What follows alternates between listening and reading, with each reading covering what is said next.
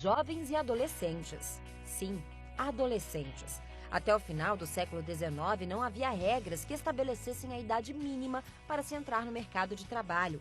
Muitos começavam a trabalhar aos 12 anos. Inclusive, muito antes da Revolução Industrial, nós temos o trabalho artesanal, manufatura, que era realizada, inclusive, nas casas, onde os menores aprendiam um ofício, né, com os seus familiares, com os seus pais, ou até mesmo com algum mestre artesão. Mas o período em que se caracteriza e com maior intensidade a presença do trabalho do menor foi a partir da Revolução Industrial. E começou desde então, né, por pressão da própria sociedade, dos sindicatos, da forma de organização dos trabalhadores, a limitar o trabalho do menor nessas indústrias. E esse processo veio avançando até os dias atuais, onde há uma legislação específica que proíbe o trabalho do menor, exceto em algumas condições. Quando foi instituída também, promulgada a CLT, que é a Consolidação das Leis Trabalhistas, em 1943, já ali se regulava o trabalho do menor e o termo aprendiz já passava a ser cunhado nesse momento.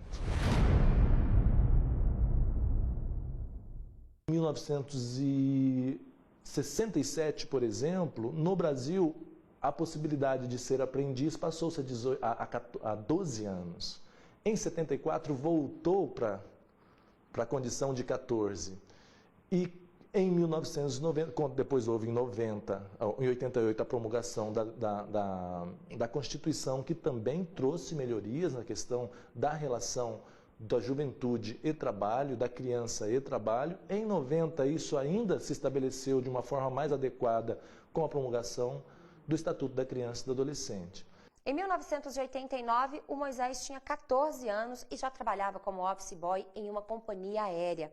Na época, você inclusive tinha a carteira assinada, né, Moisés? E apesar de ser um adolescente, cumpria a mesma jornada de trabalho, a mesma carga horária de um adulto, era isso? Justamente. Apesar de ter 14 anos, né, a carga horária era de um adulto, eu trabalhava de 8 às 18 horas, da mesma forma que os demais funcionários. A lei permitia, era uma situação legal, não tinha nada de anormal nisso. O adolescente trabalhar 8 horas por dia era normal. Assim como Moisés, muitos adolescentes cumpriam uma jornada de trabalho puxada e quase não sobrava tempo para os estudos.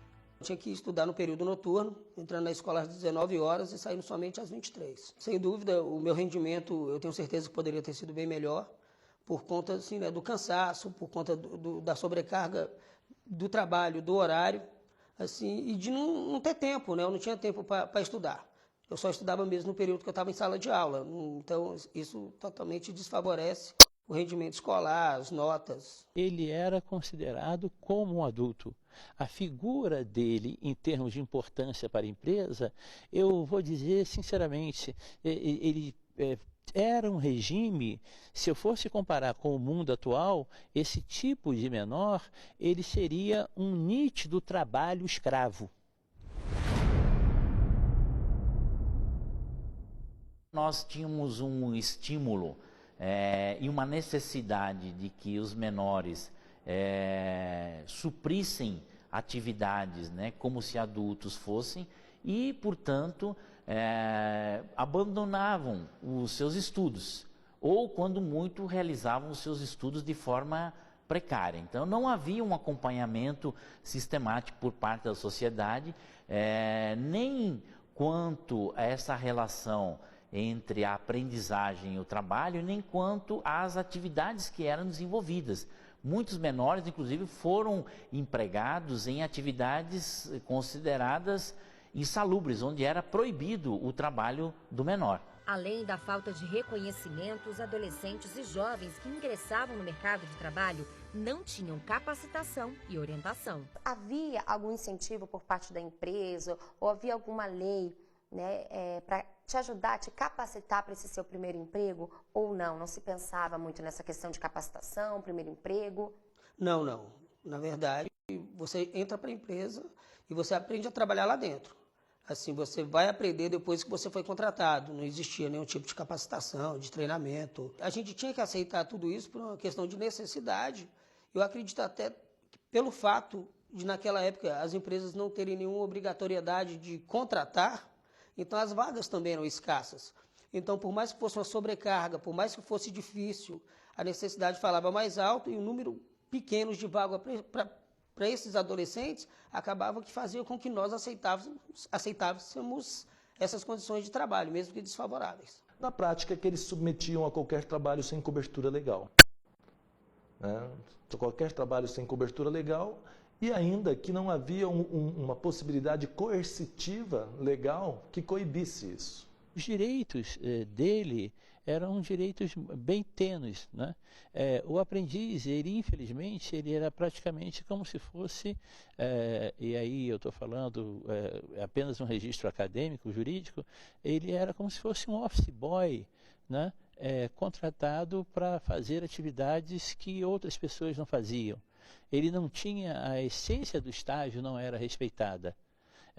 Os direitos trabalhistas dele eram dificultados. Então, ele acabava entrando no contexto de ser um empregado normal da empresa. E nós sempre tivemos a presença de entidades que intermediavam o trabalho do menor.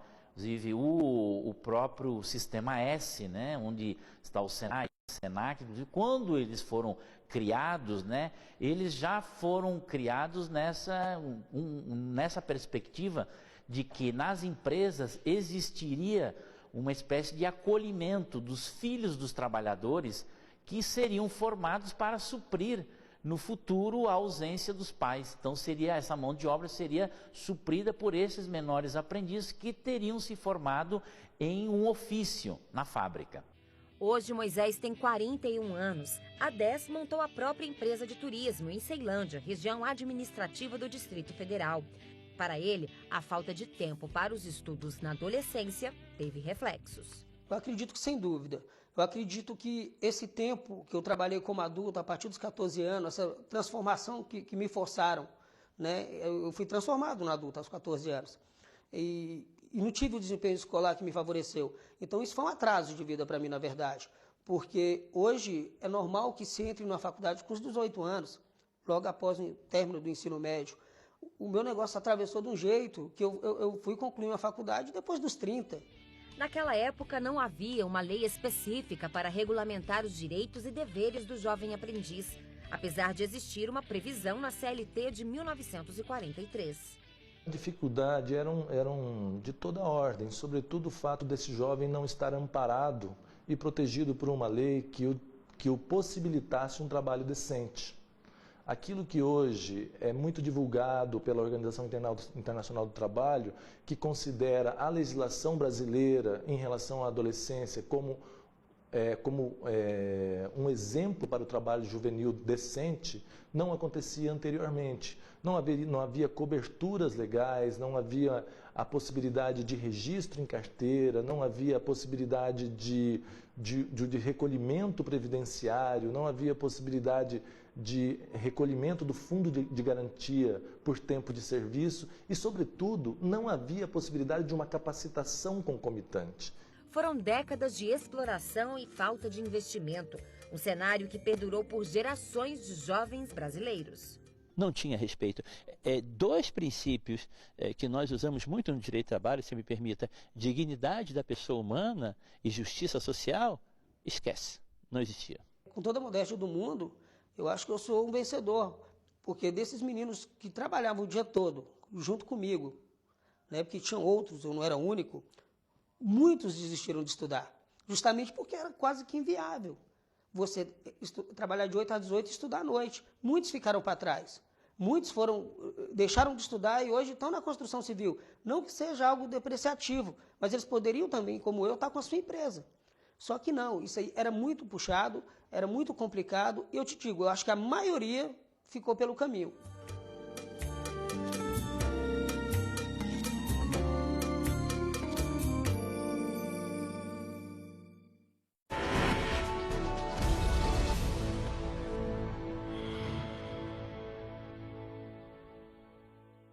Um lado.